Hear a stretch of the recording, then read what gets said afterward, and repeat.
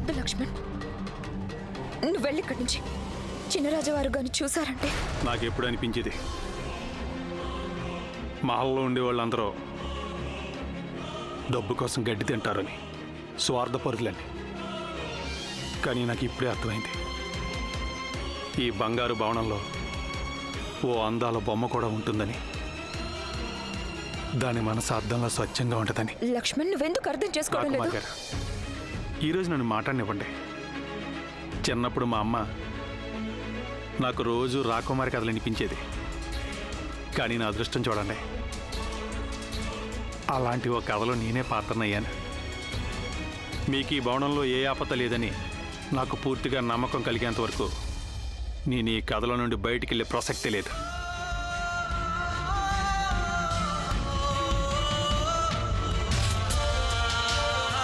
చూడు లక్ష్యరాజ్, నాకు భర్త. మాకు ఆయన వల్ల ప్రమాదం ఉండదు. 7 అడుగులు నడిచాం మేము. ఎన్నో జన్మల బంధం మాది. మా ఇద్దరి బంధంలో పిచ్చుకకి డ్యాగ్కి ఎలాంటి సంబంధం ఉండదు. డ్యాగ్ ఎప్పుడు ఒకటే కోరుకుంటుంది, వేటాడటం. రాకుమార్ గారు నేను చెప్పేది ఏంటంటే, ఈ రోజు కాకపోతే రేపైనా వాళ్ళు మిమ్మల్ని చంపి తీరతారు. కానీ అది నేను జరగనివ్వను. నాకు తెలుసు నేను ఒక దారిలో తిరిగే సాధారణమైన మనిషిని. కానీ నేను మీకు ఈరోజు వాగ్దానం చేస్తున్నాను, నేను మీకు ఈ మహల్లో ఏమీ జరగనివ్వను. మమ్మల్ని కాపాడే అధికారం కేవలం నా భర్త లక్ష్యరాజ్కే ఉంది.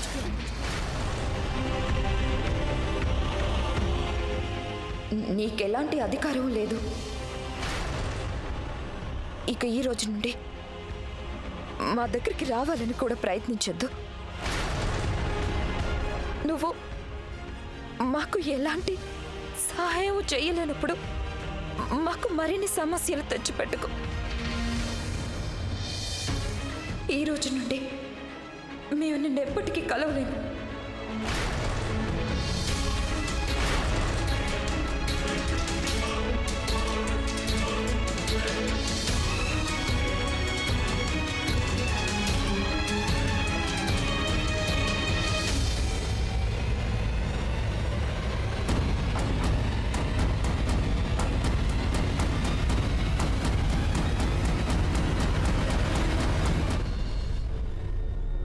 రాణా గారు, మీరు పొరపాటు చేస్తున్నారు.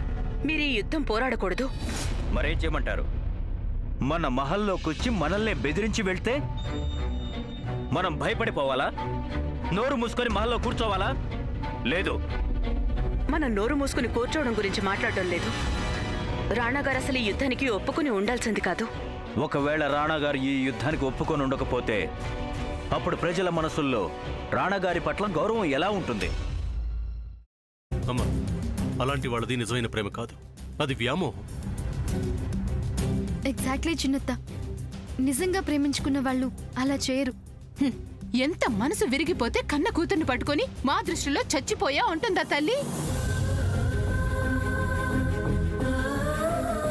అది సరే అమ్మా, తన కూతురుతో తన మాట అనేటప్పుడు ఆమె మాటల్లో వ్యథ, కళ్ళల్లో బాధ గమనించావమ్మా? పెద్దబాబుకు బర్త్డే విషెస్ చెప్పు కూడా వెళ్ళాం కదా. ఊరికే ఎలా కాలిపోతుంది? మంట పెడితేనో పడితేనో తగలబడుతుంది.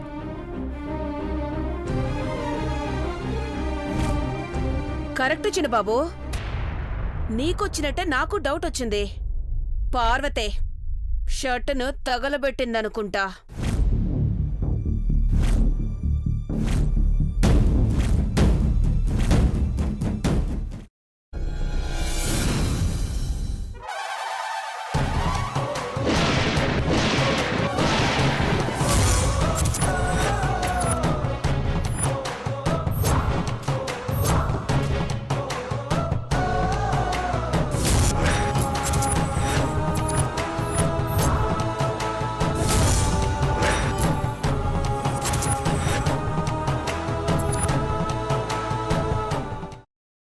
తర్వాత పొట్టు తీసేసి చాప్ చేసి పక్కన పెట్టుకోవాలి.